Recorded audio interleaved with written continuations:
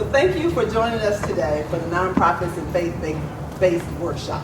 I'm Wanda Evans-Mott. I'm an investment advisor and also co-founder of several nonprofit organizations, including the Literacy Institute for Financial Enrichment, also known as LIFE. I'm honored to serve as moderator for this distinguished panel of experts.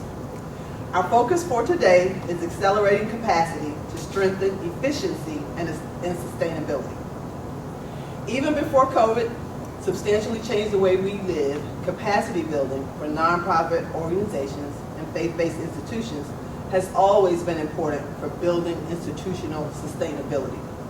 Panelists will share information about technical assistance and digital strategies to support virtual programming and development, and strategies they utilize to enhance communication, engagement, and fundraising with new and existing constituents. We'll also hear about various programs and resources that provide assistance in shaping and building organizational infrastructure and programs that assist leaders to be more effective and sustainable in their mission to enrich lives and solve some of the difficult problems that plague our community. We'll get started with our first panelist, Ms. Maria Borja, President and CEO of the Latino Student Fund. She has worked for LSF for over 13 years and served as the head of the organization since 2009. Under her leadership, they created 4 new programs to support low-income pre-K students through 12th grade. The year-round tutoring program has provided academic support to about 900 at-risk, underprivileged students since the year 2000. The Scholars Program has provided more than 750 scholarships worth almost $2 million since the year 2000. Ms. Borja, would you share with us some of the insights about the challenges you faced with COVID and some of the strategies you developed? Yes. So our biggest concern, because all our programs were in person, and especially the tutoring program, was how we can provide the service for the students if we cannot see them. So immediately when the pandemic started, we moved all our programs virtually, and it was very benefit for the families because some of the families were driving 1.5 hours to get to our programs. So virtually at the beginning was a challenge because some of them, they didn't have computers or they didn't have internet, or the kids were, they have more than one kids in their household. So it was a challenge in making sure that they have to share the computer. Also the internet was very slow. Most of the kids were on their parents' phone to get the program, and because it was very difficult for them, especially for Latino kids as a second language students, it was very difficult to understand the process and also to understand how to connect via virtual. But we were there, we were on the phone with the parents, making sure that they have that information so they can attend classes. So most of you know that from March to June, when they finished the school year, most of them didn't finish it. The schools were very supportive and the students passed, but there was a gap. So on the second year, on the school year 2020-2021, it was very different. Most of the kids, they have computer at home. They also know more about the services that the government provide, Comcast, Cox provide with the internet. So it was very easy for the families to have the after school support that the kids need, because most of the family in our case do not speak English. So it was a very challenging 2 years. But I think that at the end it was successful for us because we were able to serve more students, because we have volunteers for all over the country. Everyone was at home, everyone wanted to give back to the community. So it was very beneficial for us because the program was virtual. We have volunteers for, as I said, all over the US, and we were able to accept more students to give them the support that they need to be able to finish the school. Nice. Thank you. Thank you, Ms. Borja. And your comments about volunteerism is a great lead-in for our next speaker, Ms. Alexis Squire, who is Director of Serve DC. Ms. Squire has championed social impact and investment efforts through trusted partnerships, inclusive investments, and effective community engagement strategies. In her current role as Director of the Mayor's Office on Volunteerism and Partnerships, She and her team work to amplify civic engagement and volunteerism as a means of addressing some of our greatest challenges, such as COVID-19 response and recovery and food and housing insecurity. Ms. Squire. Yes, thank you so much. I want to say thank you for having this esteemed panel today. And I know that we are an intimate group, but I definitely want you all to win the opportunity to ask the questions. But you just mentioned something that was critically important. And I think that is really when we have these opportunities, and we know that COVID was a challenge, but there were also some opportunities. And I think that, the nonprofit sector is really best suited to understand how to take challenges and make the opportunities out of them. And so you really kind of, segued, really nicely into the Mayor's Office on Volunteerism and Partnerships. And I also want to give a huge shout out to our Mayor, Mayor Bowser, for her vision for this office and for her championing really civic activation within our city. And so what our team really, what we underscored during COVID was really doubling down on our culture of civic engagement, and that more people, we were all in it together. And so there was no one that was excluded from COVID, right? We all were affected by it. And so we leaned into that. And so that was really, again, understanding what are the core values of our community, and knowing that we had an opportunity to really activate and mobilize just regular, people to help others, to make sure that we didn't have any gaps in the essential services that our city needed. And so I would say, in terms of capacity building, we always are looking for funding, and that is always what that's chiefly important. And you're right in that. But I also think that we have to think about, what do we already have in our toolbox, and activating those and maximizing those opportunities. So that is through volunteers. Another thing that we did through COVID was really understand accessibility. And so we really leveraged technology in a new way as well. We used technology to build a portal, which is our volunteer and donations portal, to really connect people, again, doubling down and really understanding that people wanted to give back and be involved, to the need. And so this portal really does that in a seamless way that allows volunteers, residents to understand what they want to do, where their skills lie, where their availability lies, and then where the needs are across our city. The churches, the nonprofits, the city needs that we rely on just our residents to really bolster our efforts and be able to respond. So that is definitely, I would say that really championing your volunteer capacity and your people power is really critically important. And then lastly, I'll say, funding is one of those things that we don't want to put everything, on funding, but there's a lot of emphasis and really certainly a lot of substantial, kind of focus on it. Has to be when you're in nonprofit. But I would say, learn from your peers, collaborate. A lot of times when we're going into financial, into funding opportunities, there is someone who does it, maybe even better, and that's okay, because you can collaborate with them.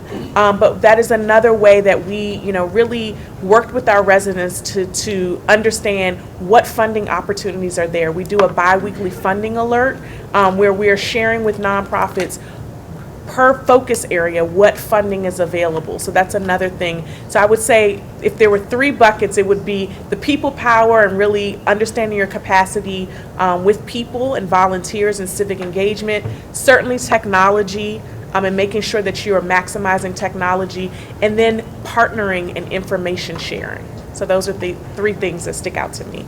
But thank you again for having us today. Thank you. Mm-hmm. Our next speaker is focused on the faith-based community. Ms. Tanya Holmes is the finance manager for the sanctuary at Kingdom Square Church. In her role as the finance manager of the 3,000-member congregation, Ms. Holmes is responsible for recording and tracking all income expenses, maintaining and reconciling bank accounts, developing and monitoring various financial reports, creating and reviewing annual budgets, and directing and managing annual audits. Ms. Holmes, I know your church did a lot of revolutionary things, including social media and some communications. Would you share with us some insights on some of the challenges you face and how you all managed to make the most of those through the last couple of years? I definitely will. One of the first things that definitely stands out for us is, first, we had just moved into a brand new building 6 months before COVID hit. So dealing with the transition from Capitol Heights, Maryland to Upper Marlboro, some people were not able to follow us because of transportation issues, but we saw the need to then start making sure our online presence was better for them, so they still felt a part of the congregation. Because some people just couldn't travel the distance. Of course, no train goes out to 301. So it was, it was already a challenge. Again, brand new building, getting unpacked, getting acclimated to our new location was already on our forefront. And we had been waiting to get to this new building to do great things. To when we get there, we're going to do this, we're going to do that. Had no idea COVID was going to be the thing that hit us and kicked us out of our brand new, beautiful building. But it gave us an awesome opportunity to get to know our community, to get out and to provide services.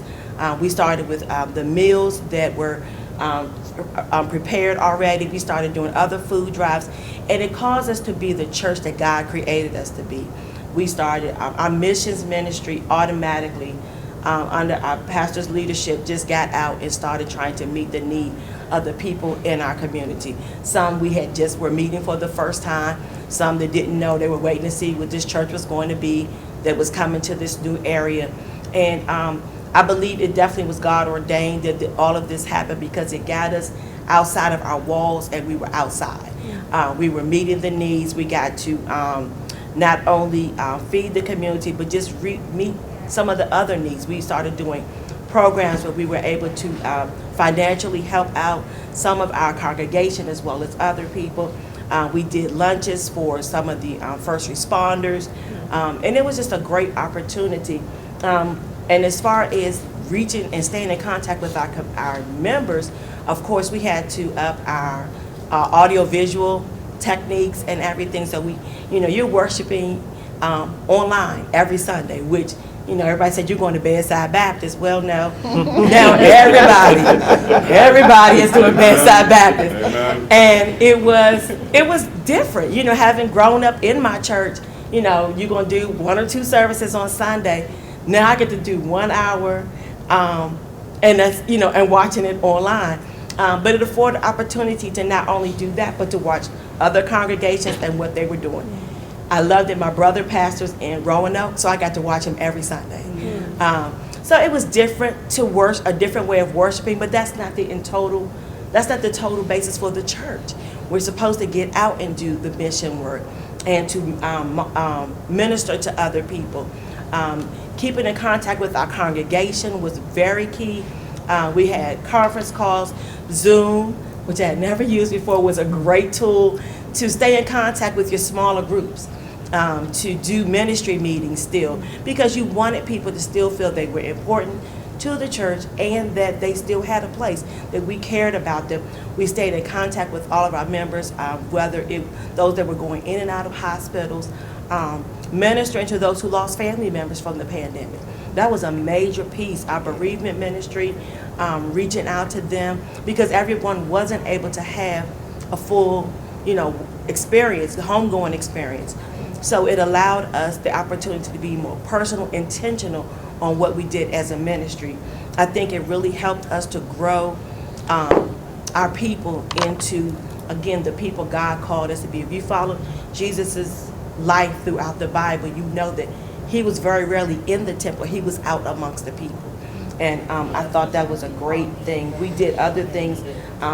Our website became more user-friendly, making sure that you knew what was coming up at the church, what outreach opportunities we were doing.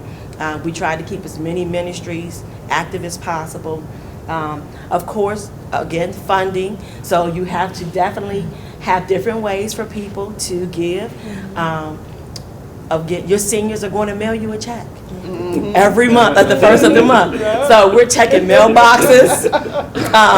And then being responsible, they say, well, you didn't get my check, because of course the mail system has some issues, right. But following up, that was key, because they know they wrote their check, they know they put a stamp, and you just had to be, hey, let me check, we're going to go back, and all of that. So that was interesting.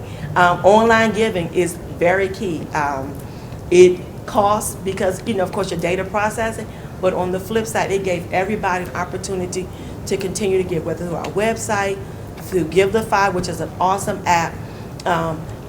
Then we even instituted Cash App because everybody doesn't want to register. They go like, I'm going to use my Cash App to give. So that was a great tool. So people were able to still say, hey, I'm going to give, especially to your benevolence efforts. So it was a great thing to do that. We, again, keeping in contact with our members was key because you didn't want anyone to feel lost. You didn't know what they were going through. Some people did lose jobs, and you were able to provide them resources, job information, or even just community or assistance and things of those natures, which there were a lot of programs we were getting the information for because we were a church. So we were able to say, hey, there's rental assistance out there. Don't lose your home because of this. There's utilities assistance. So we were able to do those type things. I really believe, again, it was a God-ordained time, and I thank God for the opportunity for the church to become a center point for the community to help them through this pandemic. And I pray that we continue to use those same avenues and build the relationships to go further. Great. Thank you so much for those insights.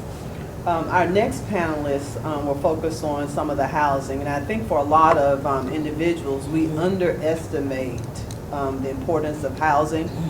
For instance, when people apply for jobs, a lot of times you have to have an address to give to the employer, so not having that can be so crucial. Our next speaker is Mr. Drew Hubbard. He's Director of the Department of Housing and Community Development here in the District of Columbia. He has more than a decade of experience in the legislative and executive branches of the district. His experience includes many years on staff at the Council of the District of Columbia, where he served as a legislative director and committee director with a primary focus on affordable housing, workforce development, and reentry policy. There are two programs that, it's interesting you mentioned the website piece, right? So I was able to go to the websites for all these individuals to learn a little bit more about them. It didn't take that long, right? Because they've updated their website. So I know that the Department of Housing and Community Development has an inclusionary zoning program. Most people might not be aware that helps ensure that most new housing developments have to include a certain amount of affordable housing. And then there's this home ownership assistance program that I've been aware of, I think maybe 20-some years, gives up to $84,000 in down payment assistance to eligible first-time home buyers. So those are just two things that I got excited about looking on the website. But Mr. Hubbard, if you can share some more insights about some of the tremendous programs related to housing available here in the district. Thank you for moderating this panel. I'll start there. I'll start where you ended with our first-time homebuyers program. So right now, the level of funding is up to $80,000. The mayor, in her current proposed budget for next year, increased that amount to $200,000. Oh, wow. So that means first-time homebuyers who are low-income individuals will have the opportunity to be able to look at homes anywhere in the district to purchase. And we will be able to give them support up to $202,000 actually towards the purchase of a home. So the work we do, I think you hit it on the head. Housing is so important to almost every facet of an individual and a resident, in not just in the district, but in the region, in the country. So our agency really tries to lead the way in affordable housing programs and policy to make sure that residents have safe and stable places to live. We rely heavily on nonprofit entities that do a lot of the initial intake into our programs. So community-based organizations do the application taking, the counseling, and just really the outreach for a lot of our programs, from the first-time homebuyers program. They do the intake into our inclusionary zoning application. They let people know about the projects that we fund. So one of the other large scale activities we fund affordable housing projects. In the current fiscal year, Mayor Bowser put $400 million into our budget to fund affordable housing projects. Proposal for next year's budget is $500 million. Oh, wow. So The mayor was the first in the country to develop a goal for equitable distribution of affordable housing in the different areas around the jurisdiction. So that means where we haven't had affordable housing, like places west of Rock Creek Park, upper Northwest, we're looking to put dollars and houses there for people. And not just saying we're going to do it, you see she put the money behind how we're going to do that.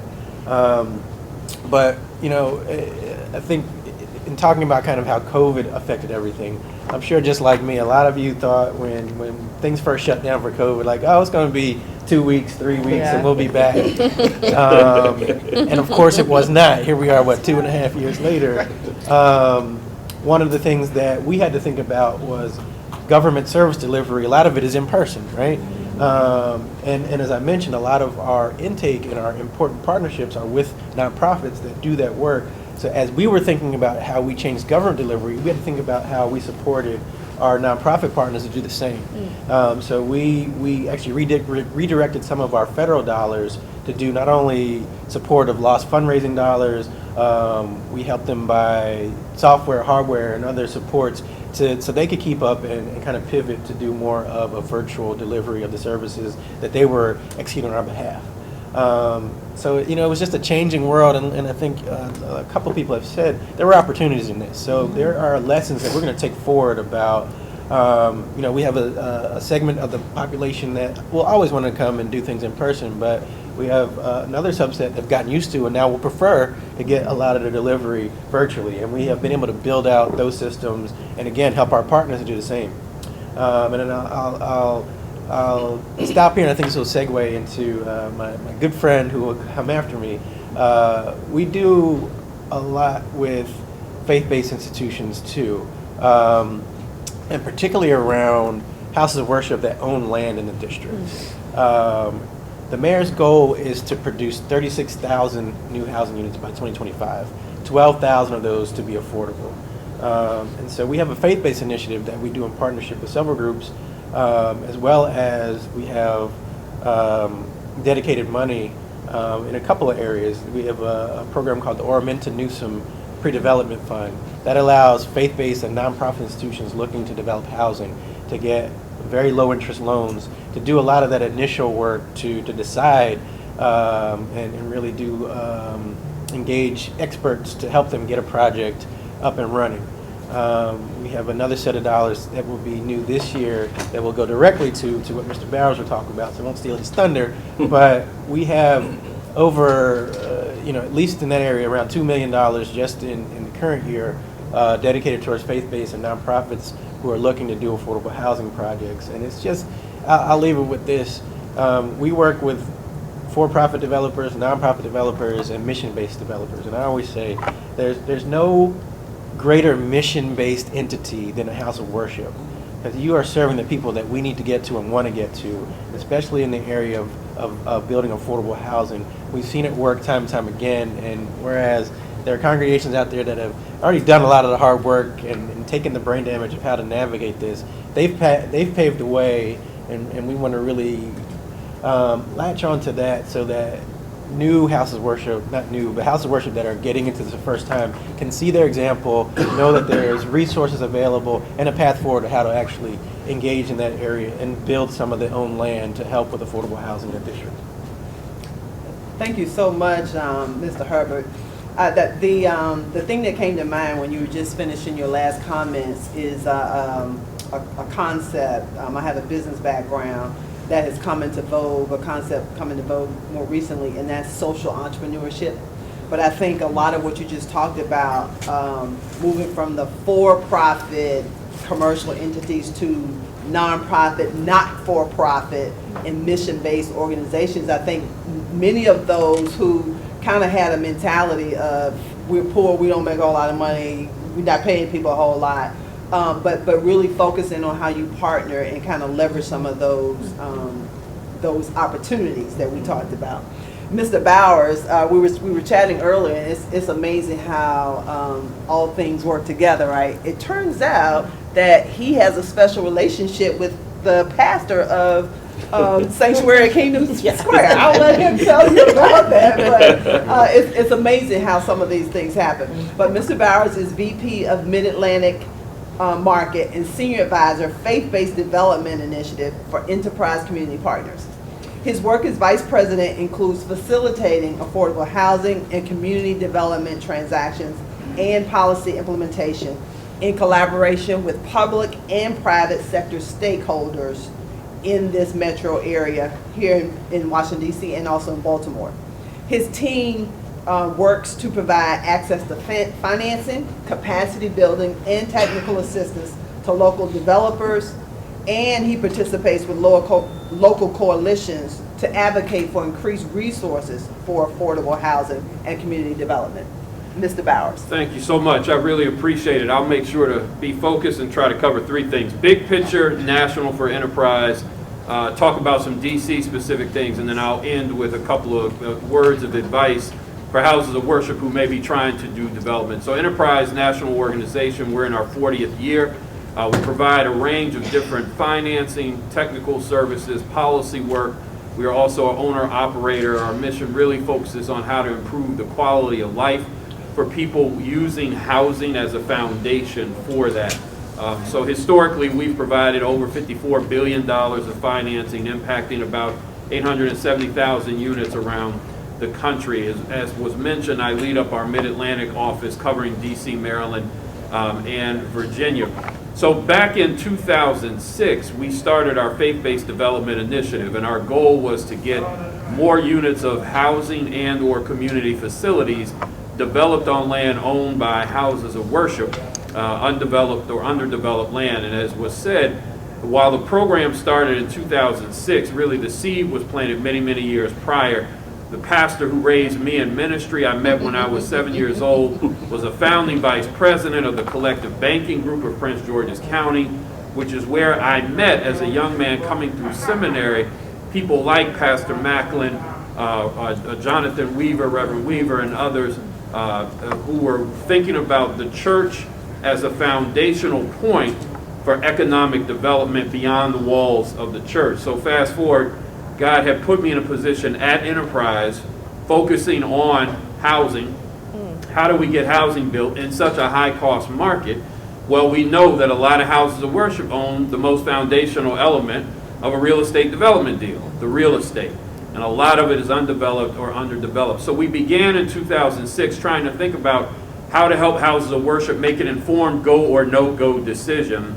And if they were going to go forward, connecting them to a range of different types of resources.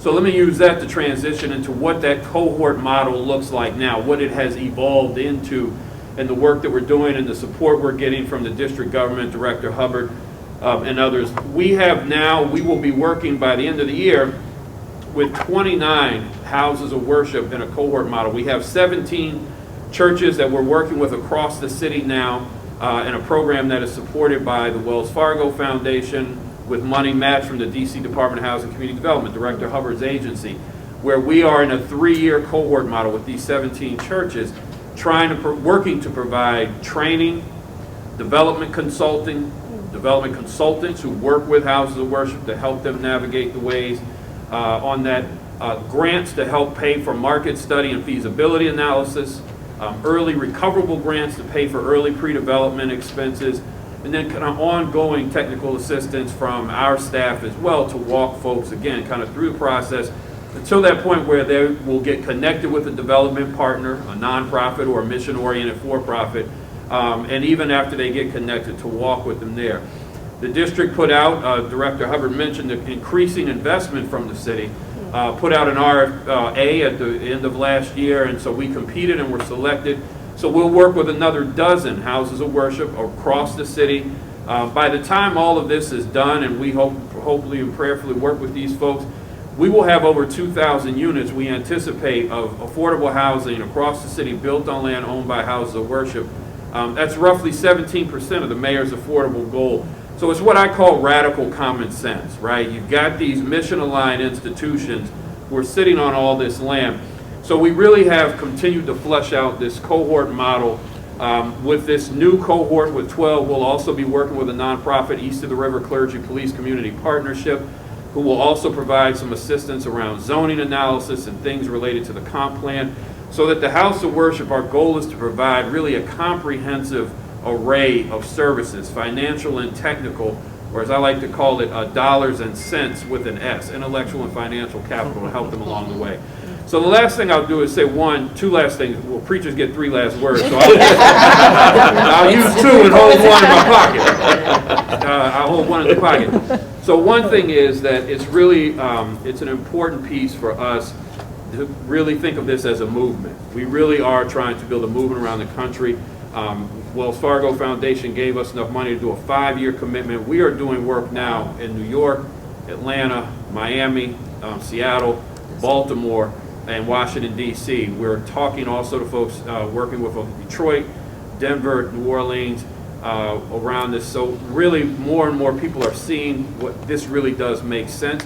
Faith partners, one we see here, Doc, is so good to see, have this land, but oftentimes don't have the wherewithal in terms of it. I tell people when I went through seminary, New Testament, Old Testament, systematic theology, even took a class on how to counsel people who are dying. What they didn't do was give me a class on how to run a pro forma, or how to negotiate with a developer, or how to interact with a housing agency director. So we try to bridge that gap. So what I'll say then, the second and final last thing is just a couple of key tips for nonprofits, because I know we're running on time. If for faith-based organizations who may be thinking about doing affordable housing or community facilities types of development, a couple key things to think about. How important is it for you to own that land or keep control of the land over the long term? That's one key question. How important are the economics? What are your economic needs? Do you need a cash inflow? Are you okay as long as you break even? Are you willing to subsidize the deal? There are no right or wrong answers to that, but you need to ask yourself that question and know what the answer is, because it will inform your negotiations. Are there any economic empowerment or racial equity goals that you have when building a project? Building a project, putting units online, that's great. There are a lot of people who get paid on an affordable housing project. From the landscaper to the caterer to the banker to the title company to the developer, there's a lot of money to be made on the upside, on the front end, and even after the project is open. So are there some goals you want to have related to empowering folks who may look like you and or be in your community as you're doing the project? Who is the project going to serve? So that guides what you'll build. What are the approval and decision-making processes? Are you in a connectional system, right, where you have to get a bishop or somebody to sign off? Is it congregational, right? So who makes the decisions? Do you have a team at the house of worship? Is it just a pastor working alone, or is there a team that works with? Another piece related to that, it's critical to have a real estate lawyer. If you're doing a real estate development deal, have a real estate lawyer. I tell people all the time, I've had 3 surgeries on my right knee. I didn't go to a pediatrician to do my knee surgery, right? So if you're doing they're all kind of lawyers. That's great, but you want a real estate lawyer if you're doing a real estate development deal. Finally, get some things around zoning. Understand what you're able to do by right. Market study and feasibility analysis tells you not only is there a demand for what it is you want to build. Pastor's got a vision. That's great.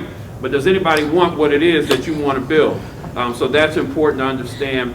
Understanding the economics of whether or not the house of worship is willing to contribute any of the value of the land to the deal or not, to help make it so that there's less subsidy required or to do deeper income targeting.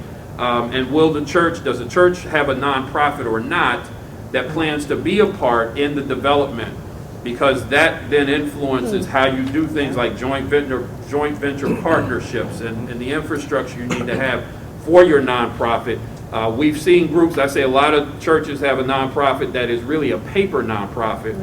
There's no functioning board, there's no paid staff, there's no audited financials, but then you want that entity to be a partner in a $30 million real estate development deal. And Sister Jones and Deacon Franklin, they don't have that wherewithal necessarily to sit at that table, so you need to know that and say what kind of support do we need to give them so that they can sit at that table and understand. So just a few things for you all to think about. Thank you so much. Appreciate it. Thank you so much for those insights. We have 1 minute available. Before we end. So with that, if I can ask all of the panelists to share insights of one website that people might go to find more information, or just to contact someone on your staff if they have follow-up questions. And if we can I'll start there. Enterprise, www.enterprisecommunity, all one word, .org, enterprisecommunity, all one word, .org. And our point of contact here in the region is Reverend Joseph Williams. You can find him under our Mid-Atlantic region tab. Our website for the sanctuary is www.tsacs.org, which stands for the Sanctuary at Kingdom Square. My email is tholmes@tsacs.org. Okay, and ours is, I'm gonna give you two, servedc.info@dc.gov, and then the other one is, and that is our info kind of general inbox, and my team, is filtering that daily. And the other one, to learn more about the portal that I mentioned, is servedc.galaxydigital.com. Thank you, Thomas, back there. Making sure I have these details right. And that is really where you can see all of the amazing kind of connections and community activations that are happening of quality nonprofits across the city. Our website is www.latinostudentfund.org, and my email is director@latinostudentfund.org. And the website for the Department of Housing and Community Development is dhcd.dc.gov. And then our general email address is dhcd@dc.gov. And the phone number is 202-442-7200. I am Lonta Evans-Mott, and thank you again, all of you, for coming and attending. We hope this has been informative, and we wish you a great rest of the day learning about programs and opportunities here in the District of Columbia. Thank you all for coming. Thank you very much. I think if anybody has any questions, I guess they can come up and ask. Definitely.